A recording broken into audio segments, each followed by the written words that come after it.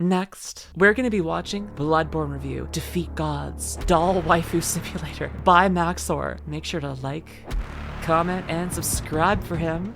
I think you'll like that. You have spoilers. Bloodborne is a Lovecraftian horror RPG that no one understands by definition, where the player is free to attack hordes of human children at will and consume their innards. If that in-depth and engaging anti-baby gameplay appeals to you, keep listening because it gets worse. In this game, you play as John Bloodborne, a foreigner incapable of speech without the use of sign language, and stricken with Habsburg disease, comes to the ancient city of London, seeking treatment for the sins of his cousins. In doing so, he will begin hallucinating talking dolls, spider people, and the great people. Journeying further, John Bloodborne becomes conscripted into the service of a gay elder god and the 60-year-old man he keeps as a pet, and is given the ultimate task of killing an invisible infant in order to cure his anemia. To accomplish said Herculean task, the player must journey through dark forests, terrifying nightmares, and the meth-ridden alleyways of a post-Brexit Britain, slaying monsters, exploring, and tricking women into being impregnated by gods so you can consume the child. This game is an excellent realization of a Metroidvania with something new around every corner. A great action RPG which pits you against insurmountable odds and extreme challenges, and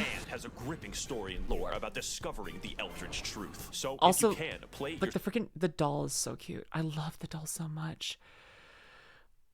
She's so cute. She's so cute. Actually, just like, I love the entire outfit vibe. It's just, it's so good. I mean, it's kind of like Victorian. It's a little bit gothic. It's a little bit Lolita, but it's like riding the line between all of them and just coming out into like this like pure and wholesome and lovely. It is just adorable. Like, I'm a lesbian, but like, I'm not saying this from a lesbian point of view. I'm talking about like, just in general, this is an adorable, adorable outfit. And I think it's amazing. I remember playing through this game and I was just like, I'd come back here. I just stare at her outfit for a little bit. I'm like, I kind of want that. I kind of want that. I don't have it still. I don't know if it would fit me. It wouldn't suit my body type, but you know, it's real cute. It's real cute. Because I'm not going to hold back on the details. It's no secret that my reviews are entertainment first, so I don't suggest using me as genuine advice. Okay, that finally put me through to what the frick the music is. It's like, okay, I know that I recognize this music, but I can't place it. It's Persona. It's Persona. I should have gathered that from the Persona vibes, because I was like, this feels like a song from Persona, but I don't think it's Persona. And then once I saw the Persona text, I'm like, okay, no, this feels too right. This feels absolutely completely correct. Poor girl. However, most people can't play this game, ever, because you have to buy a $400 magical box sold by the wizard Sony in order to experience it. And even then, you get to see it in an amazing 30 frames per second with no anti-aliasing. Port this game to PC, I beg of you. In fact, I can assume that a lot of people watching this video will basically never play the game. But keep watching, because I'm hilarious and original. Do that, and I can give you the full, unfiltered, uncensored, unsubstantiated, and unsportsmanlike experience that is Bloodborne. Oh my gosh, we got more. Part 1, the basics. The gameplay is what makes this game great, and the easiest way to describe it is simple but complicated. On a simple level, your baby brain is responsible for only 2 tasks, dodging and hitting. And dodging in this game renders you temporarily invincible. Sounds easy, right? Wrong, because every single enemy is adjusted to keep pace with you. Basic enemies are basically able to whoop your ass into fucking non-existence. Every encounter, therefore, is tense and engaging. When you kill someone, it's because you were faster and had more meth than they did. On a complicated level, you have a gun, and normally bullets hurt people, but in London, bullets are a suggestion, like the Geneva Convention. Here in England, it's all about the knife bins. Except when you shoot somebody mid-attack, you gain the mystical and arcane ability to plunge your fist through their ribcage like Mortal Kombat, and rip out their heart, which is considered rude and a slight annoyance. This extends to behind them if you charge an attack, which sometimes causes you to reach up a pig's asshole and rip out the prostate like fruit by the foot. Side note, the most optimal farming route for currency in this game is called Murgo's Pig Fisting Route. See, I changed the webpage. And in this route, you sneak up behind this guy and do him the dirty. Then entice these 2 swineler bastards to be mauled to death by members of Organization 13. Repeat 50 times. On a complicateder level, every single weapon in the game has 2 different modes with 2 different movesets, and transforming between them gives you special attacks in addition to running attacks, plunging attacks, attacks, on a theoretical physicist. 1 second. My mods just made the poll. Do you like Bloodborne? Correct answer. Yes. No. Death sentence. Well, I voted. Make sure to vote. Don't waste your vote. You gotta make sure to get out there and vote at the polls. You know, you gotta Pokemon go to the polls, especially when they're this type of polls, right? I don't know. level. Your character memorizes squiggly lines and fridge art created by gods for passive bonuses that work regardless of weaponry. My favorites are more money, and more money they stack. Finally, on a meta-theoretical chiropractic level, every weapon is customizable with different gem slots that give differing effects for your attacks. And there are different types that can literally change all of the stats of the weapon, like making a fucking spear do more damage based off of intelligence. There's definitely more and a lot of strategy in how you level up your character, but I assume that you know how to level up in a fucking video game. But with all this combat prowess, you may be wondering, Max0r, who are these crusty abominations that you're fighting on screen? Well, to learn that much, we're going to have to delve into the lore. So buckle your britches, bitches, because this shit is wild. If I say something questionable, just accept it as fact. I can be trusted. 60 years ago, 20 rowdy college students took their education extremely seriously because they found Woman Cthulhu. She was just in a portable toilet downstairs. Also, because they were bored, they beat to death a god of the sea with some bats, but that's a story for later. It turns out the entire world is ruled and created by a race of elder gods beyond human comprehension called the Great Ones. Figuring this out, they got Cthulhu's blood and were like, we can make a religion out of this. Because it turns out the blood can heal people, which is really good due to all the knife crime. So everyone starts drinking it a little too much and they get the money to build 36 cathedrals, but it turns out eventually the blood turns you into a werewolf. So the church hires a guy named German to go fight the beast. An organization known as the Hunters, but there's too many beasts, so he gives up. Now the knife crime is increased even more, and German sort of goes insane and creates a life-size doll of one of his students who is an 8-foot-tall Amazonian. He also canonically has sex with it. The moon god, for some reason, kind of takes notice of this and is like, alright, listen, I'm building a suicide squad. I will bring your waifu to laifu if you serve me for all time as my slave. German reasonably thinks that this is a great deal and is imprisoned in a dream. This is where you come in. See, the moon god assassinates. Would you join the Suicide Squad for your waifu? I'd do it. I do it. I do it hard. I do it real. I do it so much. I'm doing it right now. Can you not tell? Do you see me doing it? I think you could see me doing it. You can feel the vibe though, right? You can feel me doing it. Do you understand? I think you understand. Wink, wink. I can't wink with this model, so that's all you get. It's baby gods for fun, but needs a hitman to go into the real world to do it since he's confined to the ninth dimension. So in addition to fighting all manner of giant beasts and uncovering dark secrets, the true aim of this game is to commit infanticide. There's enough here to fill tax legislation, so comment your own poorly summarized Bloodborne lore below. And for the rest of us non-shills, we have ample time to explain more of what makes this game great. Oh my gosh. Yes, oh no. You have been jinked. I am talking about bosses before I talk about the levels. In most video games, bosses cap off areas, but in Bloodborne, areas are preambles to a dick flattening, and nothing will challenge your skill in quite the same way. Except for the goddamn Witches of Hemwick, who were placed into the game for disability access. You can probably tell that Bloodborne is a hard game. We don't even know if a games journalist can beat it. But it's hard in a fair way that tests your skills and reaction time, except for Lawrence, but I'll get back to Lawrence later. What sets this game's bosses apart is that the challenge makes it feel like you're a really small dude jabbing a toothpick into a building-sized deer demon. So yeah, I would be impressed if he killed that. I love Haruka. I love Haruka. Haruka, really small dude jabbing a toothpick into a building-sized deer demon. Love her, love her, love her. She's Canadian too. She's awesome. She's just super funny and wholesome and sweet. I love, like, I don't know. I just love her. She's so good. She's just good. Okay, we're gonna move on, but she's so good. But hi Walker, hi Outer Dark, welcome in.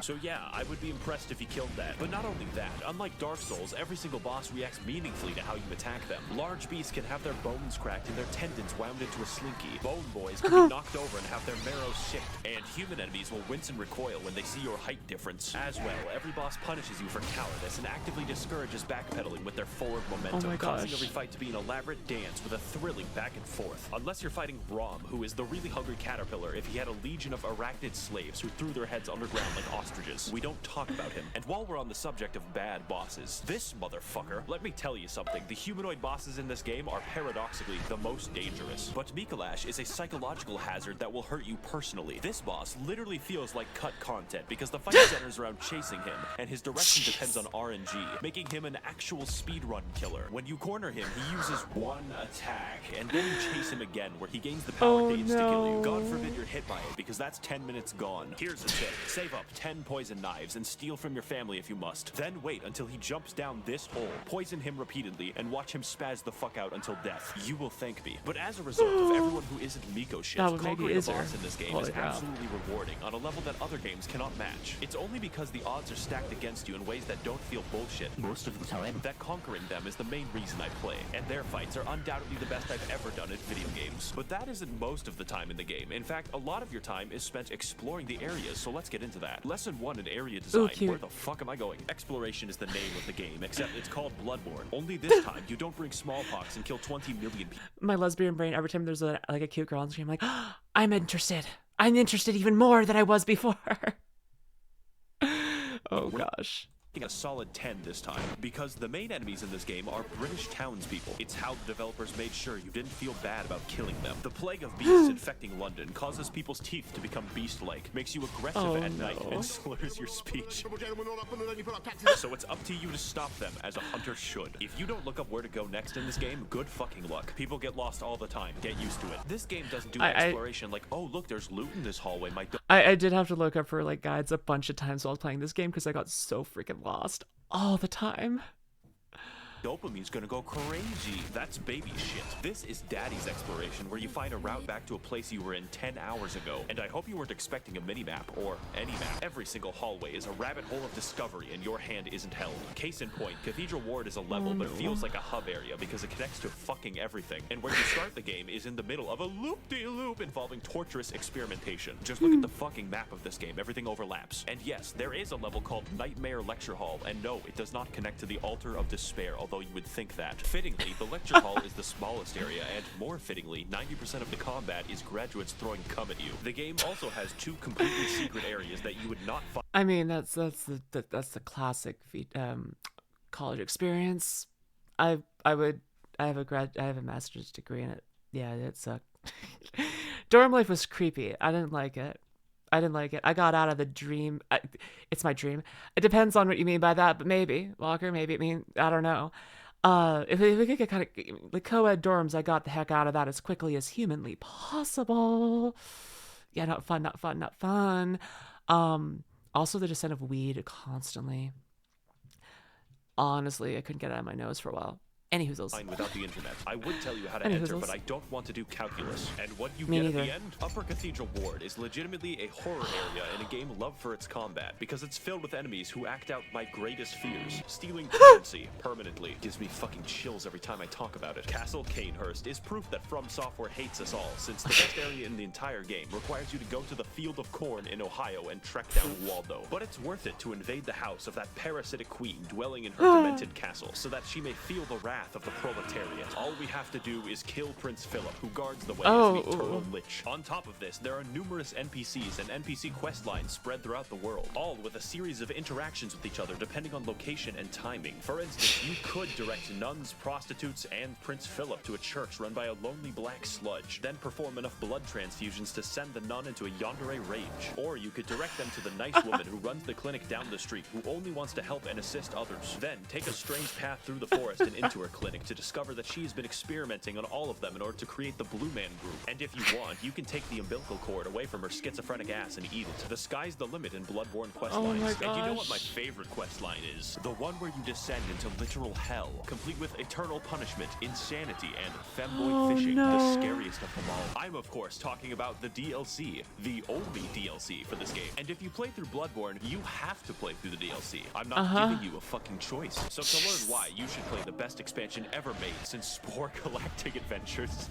Jungles. Come with me on this amazing journey to find the secrets of the Bloodborne, the Old Hunters. The Old Hunters. I want you to imagine hell. Now imagine hell written by H.P. Lovecraft. It would be filled with squids, immigrants, and air conditioning. This DLC has none of that, except the squids. For you see, those college kids from the lore section of the video were built fucking different. They experimented on an entire village and possibly beat up a god of the sea so fucking bad that her consciousness in the 9th dimension died. We spent an entire game killing an infant, and these guys somehow killed the MILF god. But anyways, in the process of this, it cursed them and all of the hunters to be doomed to a hell hell upon death, Also where another they will base hunt in a VTuber. bloodthirsty rage without rest for all eternity, indistinguishable from a political subreddit. Case in point, this is Ludwig. He's the first boss of the DLC and has a reputation for causing refunds. Not because he's bad, but because he's too good for you. The first phase is as difficult for me as realizing that Golden Corral is not actually a real corral. But like every restaurant except Golden Corral, the rewards at the end are delicious because his second phase is even harder. Now, I'm not going to lie, this DLC has 4 bosses and 3 of the hardest bosses I have ever fought in any video game ever. So, your ass will be clenched the entire time, and the fact that he's the 3rd hardest is fucking concerning. Some people tell me, Max0r, your videos have gotten me through tough times because they made me laugh. But like this boss, you are the one who is truly overcoming these challenges, and I believe in your ability to beat both of them. King, Boss Lightning Round. The DLC has many such cases of amazing bosses, including Lady Maria, who is the basis for German's extremely creepy 8-foot-tall doll fetish, but we'll get back to that, and Orphan of Cause, who was born from the literal dead body of a god. If you enjoy the sensation of being beaten to death with a sharpened placenta, this is the fight for you. And as with everything that From Software makes, they threw in a boss that they didn't really finish and called it a day. I'm of course talking about Lawrence, which is a very mundane name for a fire monster locked in hell. Take my advice, don't fight Lawrence, you only lose a part of yourself, since this boss fights you by dropping off his own legs and then violently vomiting and shitting lava everywhere. I've always wanted my game about dynamic dodging and elaborate fencing to be reduced to shitty area denial like it's Team Fortress 2. To wrap things up, the music of this game is pretty good, but the DLC music is fucking insane. I don't know what it is about Japanese... Okay. I think I'm building up a tolerance to him because, like, this is, like, what, my 3rd video I've ever seen of his, and, like, I got 12 minutes without pausing. But now I just need a second. Holy crap. Oh. Yeah, masochism exists. You're right. This game exists because masochism. Composers being able to make better symphonies than the continent that invented them, but just take a listen. Holy shit, I'm alive right now. Have you ever thought, as I do, that this game is just I'm alive right now. You would really rather be playing a shittier version of the game, such as the engagement of the Chalice dungeons. I, of course, jest. They're fine, probably, except for half of them, because Bloodborne has an optional system of infinite dungeon generation for all of those who wish to break free of the shackles of good level design. Let's talk about how, and more importantly, why.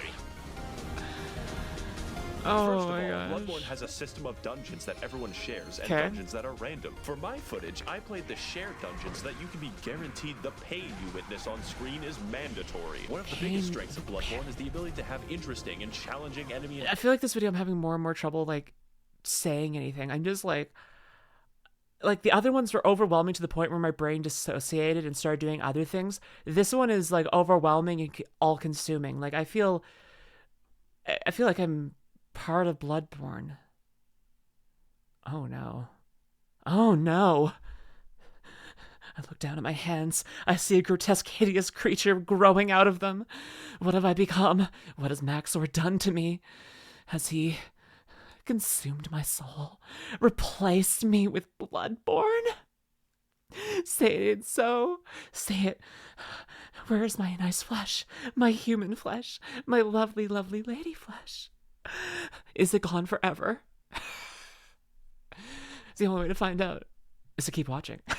Counters gently rubbed with the blood-stained hands of Miyazaki, but I don't think I have to explain to you how randomizing almost every encounter in the game could be imbalanced. But fortunately, most enemies you encounter in the Chalice dungeons are new to spare British people your wrath, so you instead fight SCP-96. But why are we here? It turns out that the entire city of London was built on a Celtic burial ground, an ancient civilization called the Tumerians, who discovered the healing powers of blood and then mysteriously disappeared. Wow, I wonder what happened. This is all cool in theory, but the reality is that most of the time you fight the same 4 enemies, and the first 3 dungeons can be replaced by Simon Says. My cat literally wouldn't notice. The Chalice dungeons are so forgotten that the developers use them to put joke enemies into the game. My favorite is the man who aggressively rolls at you, stark naked, wearing only his Nikes. The uniqueness also extends to the bosses, and they're actually pretty cool, like Tumerian Descendant, Watchdog, and the 3 overweight men. Do you remember that basic enemy from like 2 levels? He is the boss now. Rom, he is the boss again. The only thing stopping me from throwing myself into a wood chipper is the fact that Mikołaj isn't back. And if you're going to have replays, you probably want to make sure that they're actually good. In fact, the bosses are so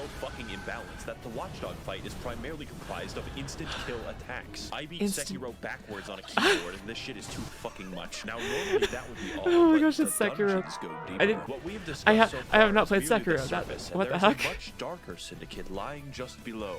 These places you must never venture, for they are the save edit dungeons, whereby through wizardry the community are able to conjure up deep dark chasms and share them with the rest of the world. Of these secrets, there are only two that I shall reveal to you, and the first is the Cum Dungeon. Yes, you heard that correctly and clearly. The Cum Dungeon is the name of the most optimal farming route ever conceived by the fucking cricket people who do this shit, whereby the player enters the chasm of place name and watches as a high-level boss yeets itself off a cliff. Murgo's the best dungeon. Give you 10,000 echoes. This gives 83,000. And if you thought that sorcery was bad, it gets much worse. Oh my you gosh. can insert anything from the game files by save editing a Chalice dungeon. Anything. This includes cut and unfinished content from the game that the developers forgot to delete, like this doggo who attacks you with invisible lightning. Overall, the Chalice dungeons are bad. They're not actually very fun to play, and yet I love them. Everyone loves them because they allow us to further explore a long-dead game with the help of a passionate community. Now, before we sign off, I know what you're thinking. Max0r, what about the multiplayer? That I would love to talk about with all the footage I have, but it's dead. If this game releases on PC, and it better, then I will talk about the multiplayer extensively. And finally, this game and this video would not be complete if I didn't talk about the Hunter's Dream. After all the combat, the battles, and the difficulty of this game, it's nice to have a place to recharge, purchase items, upgrade weapons, and watch as it violently burns to the ground. This is where you'll find German slowly wasting away as his soul remains captive for an eternity. And his doll waifu that he sold his existence to be with, she talks to you, levels you up, offers you advice, and German says you're allowed to have sex with her. When I fell down and felt defeated, she was there to pick me up. When I emoted at her randomly, she pretended to be impressed. And she was there, graciously standing in the background of this one shot that I took of myself. She is our waifu now, and the game is perfect and complete because she is in it. Now excuse me as I engage in the supplementary lore material. Should you get the game, yes, absolutely, I am biased. In fact, you should physically enter Sony's headquarters and demand that it be ported to PC. I will be right there with you. Tasers will not stop me. I would like to thank the corrupt hackers and politicians funneling money into this channel directly from the taxpayer. If you would like to contribute your funds accrued through extensive federal government corruption, you can head to my Patreon to learn more. I would also like to thank the kind denizens of the Mythbusters Smut Discord who sent me half the memes in this video. And as always, thank you for watching. The Mythbusters Smut. Yeah, make sure to follow, like, subscribe to that guy and me.